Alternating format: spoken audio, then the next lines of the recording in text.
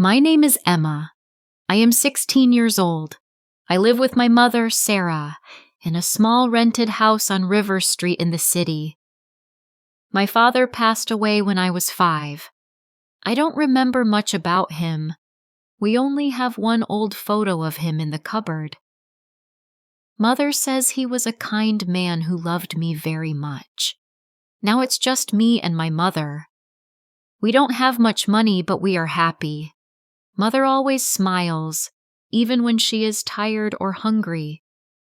She says, "As long as we have each other, we have everything," and I believe her. Mother works very hard. She cleans houses and washes clothes for rich families. I go to school every day. I love school. I love coming home to my mother's warm hugs. Our house is very small. 1 room, a kitchen, and a tiny bathroom. The walls are old and the roof leaks when it rains, but we don't complain. We share one bed. We eat simple food, rice and beans. Sometimes when there's no money, we drink water and sleep. But there is one big problem in our life. Our landlord, Mr. Brown. He is a cruel man. He always looks angry and shouts for rent every week. If we are late even one day, he comes banging on the door. Mother always says, "Don't answer him, Emma. Just stay quiet." I don't like him. I don't like how he looks at my mother. His eyes make me feel afraid. One day I told my mother, "Let's go far away." But she smiled sadly and said, "Where will we go, Emma? Who will give us a house without money?"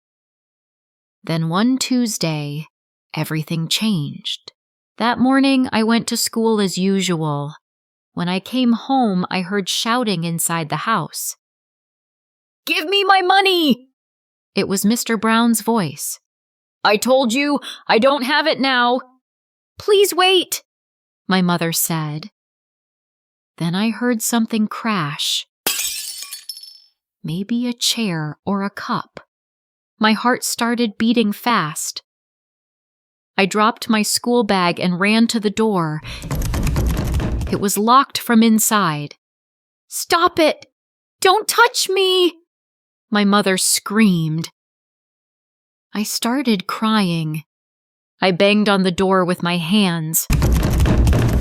"Open the door!" No answer. I didn't know what to do. Then I remembered the back window. I ran to the side of the house and climbed on a small stool. The window was half open. I pushed it and jumped inside. What I saw made me freeze. Mr. Brown was holding my mother's arm. Her face was scared and angry. Her dress was torn near the shoulder. He was laughing. "Leave my mother!" I shouted. He turned and shouted, "Go away, girl!" I saw a wooden stick on the floor and grabbed it. I hit him on the back. He screamed and turned toward me. He slapped me hard and I fell to the floor. "Stay out of this," he shouted. My face hurt, but I got up again.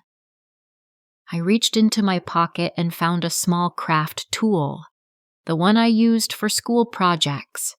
It wasn't sharp. I didn't want to hurt him. I only wanted him to stop. I ran toward him, shouting, "Get away from her!"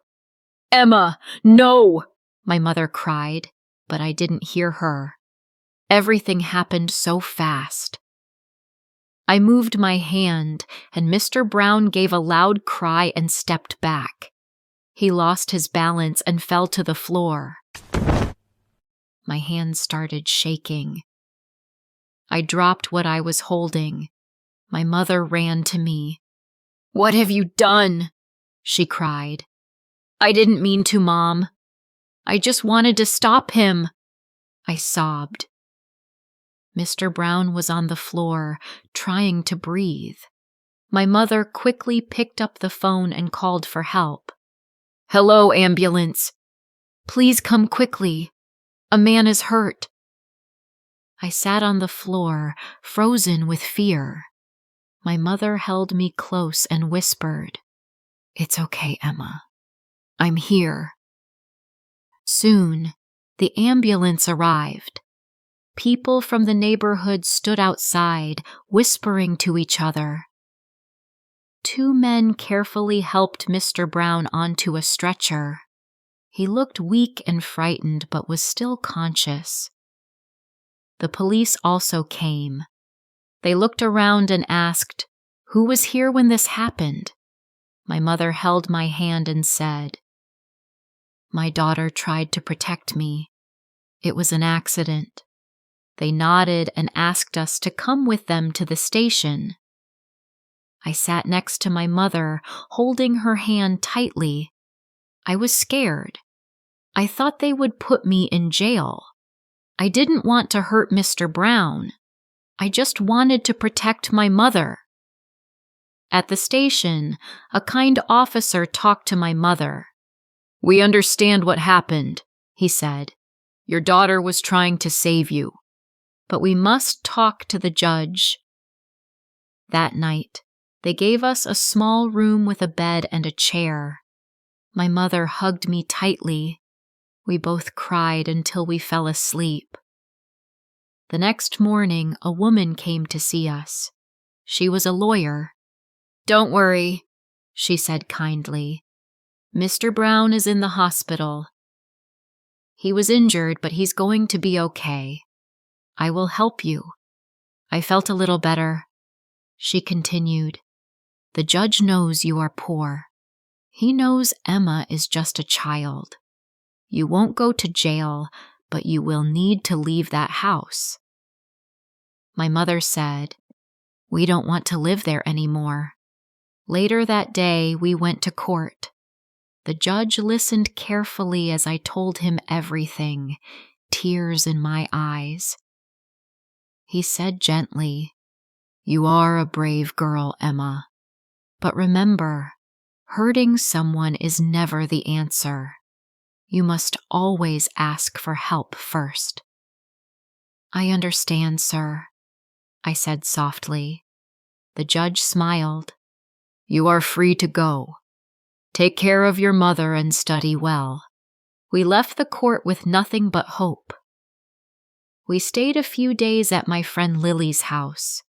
Her mother was kind and gave us food and clothes. My mother soon found a new job at a small factory.